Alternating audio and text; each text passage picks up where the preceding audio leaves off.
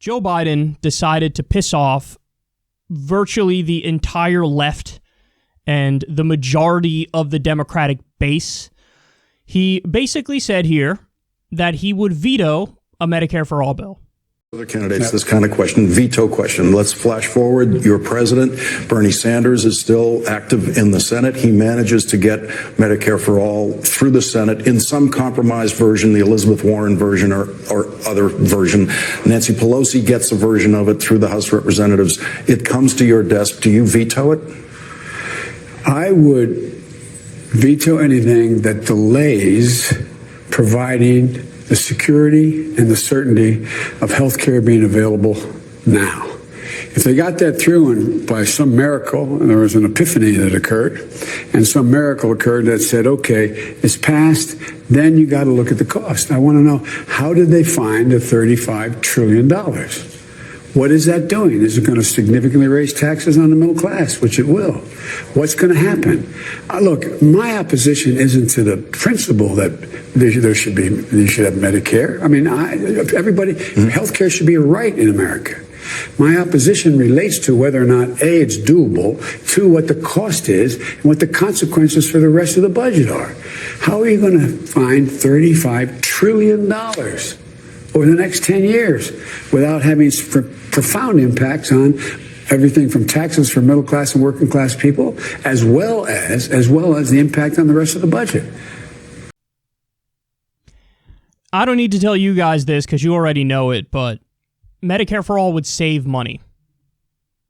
So all the fear-mongering over the cost and how you're going to pay for it, that's absurd, because the real question is, how can we afford the status quo? How can we afford to keep doing what we're doing?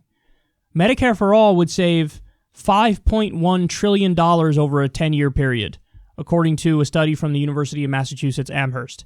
And we know this because there are single-payer systems and universal healthcare systems all throughout the developed world. So we know these things. It's not a question.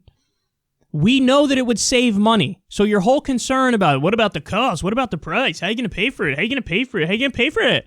How are you going to pay for it? How are you going to pay for it? How are you going to pay for it? How are you going to pay for it?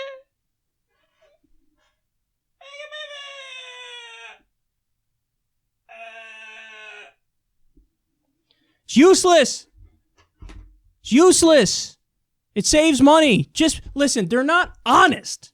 They're not honest. Hey, I, Joe Biden, oppose Medicare for All, and one of the main reasons why is I take a lot of money from for-profit health insurance companies. I also take a lot of money from Big Pharma. That's why I oppose it. I oppose it because of that, and I oppose it because of me and everybody I've surrounded myself with has fully drunk the Kool-Aid and bought into the propaganda about this not being, quote, doable. So again, let's review here. We already know it's going to save money. So the whole concern about cost, gone, forget it, over. You should be concerned about the system now. And we already know it's, quote, doable because every other developed country has done it. So your concerns are bogus. They're bogus. And the reason why this is more egregious, some of you might be watching this going, yeah, I mean, but we knew Joe Biden wasn't for Medicare for All. No, we knew that he wouldn't lead the charge on it, but the hypothetical question was, what if they actually passed it and got it to your desk and your president? Okay, in a situation like that, guys, even many other establishment Democrats would sign it. I think Barack Obama has famously said, hey, if we started from scratch, I'd love to do a single-payer healthcare system. So in a hypothetical scenario where it gets through, because half of their concern is like, it's just not possible to get through, so why would we even try? That's what many of them say. But in this hypothetical, he's granting you that, no, it's going to get through. It's already through, and it's on your desk. What do you do?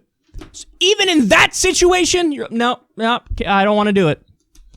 Okay, well then, Joe, I don't know what to tell you, man. Don't come asking for my vote. Don't come asking for my vote. My dad would probably be alive if we had Medicare for All. You guys know the story. I've told the story on air before. My dad didn't have health insurance, was feeling back pain, tried to save money by going to the chiropractor. Chiropractor told him, hey man, keep coming back here. We'll get that kink out, no problem. And then eventually he had to go to the emergency room because the pain kept getting worse and worse. It was a freaking tumor. It was lung cancer that metastasized to his spine, and he died. If he could just, no questions asked, no money, just go to the doctor, maybe they would have caught the cancer in like stage 2 as opposed to stage 4, and he would have been able to fight it off and he would still be alive today. So I'm not an unreasonable dude. If I get the sense that you genuinely will fight for at least a couple of the priorities I care about, I'll vote for you. My litmus test is not that complicated. But when it's every single issue that you're putting your middle finger in my face, what am I supposed to do with that? And then people try to shame you to fall in line to go vote for him. And, Trump's bad. What about the kids in cages? I guess you don't care about the kids in cages. Joe Biden and Barack Obama also put kids in cages. That's not my opinion. That's a fact. There was a famous photo that went viral about a year ago, and everybody was, oh my God, Trump's putting kids in cages. Turns out the picture was taken during the Obama administration. They called Obama the deporter-in-chief. He deported 3 million people. So don't, every little thing that they try to manipulate you, with, you dig into it and you find out they're full of it. Again, I'm not unreasonable, but the last election, you gave me the option of Hillary Clinton, who was wrong on virtually every major policy in her entire life and did not vote with the left position. And you gave me Joe Biden, who's Hillary Clinton plus cognitive decline.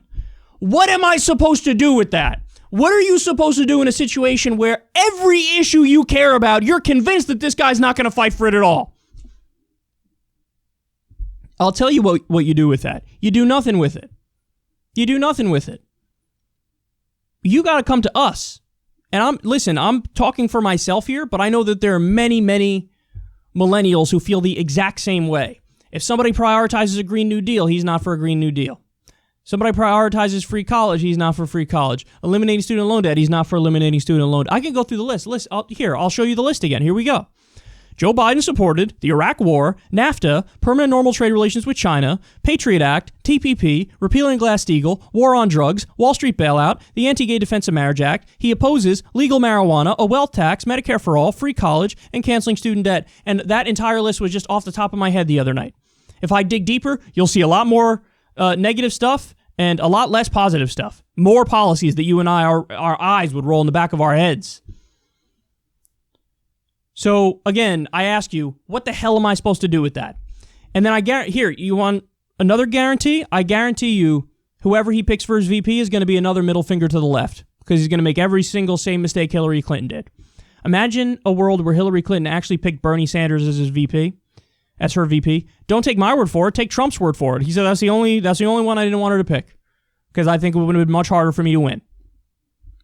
So Joe Biden, obviously he's not going to pick Bernie Sanders because, identity politics, old, yada, yada. Got it. But who's he going to pick? Nobody that you and I are going to like. It's going to be the same nonsense. He's going to pick Amy Klobuchar or Stacey Abrams. Hey, look, a woman. Left. You like women. It's about policy with us. It's about policy.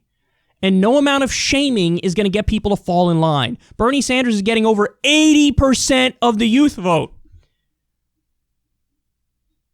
You're sleepwalking into destruction, just like you did in 2016 when we warned you, just like I'm doing now, and then I guarantee you they're going to turn around and blame people like us. Even though I'm telling them up front where they're messing up, how they could fix it, what they need to do. I'm telling them up front. And they're still going to turn around and blame people like us. Guaranteed, they're going to blame people like us. And so maybe if you want to win an election, you don't start by putting your middle finger up to the overwhelming majority of your own frickin' party.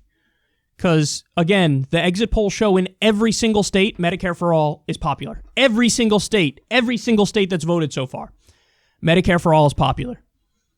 And you're telling your own people, no, I'm not going to do it. Okay, well, there's 500,000 people who go bankrupt every year for medical bills. They say you fuck off.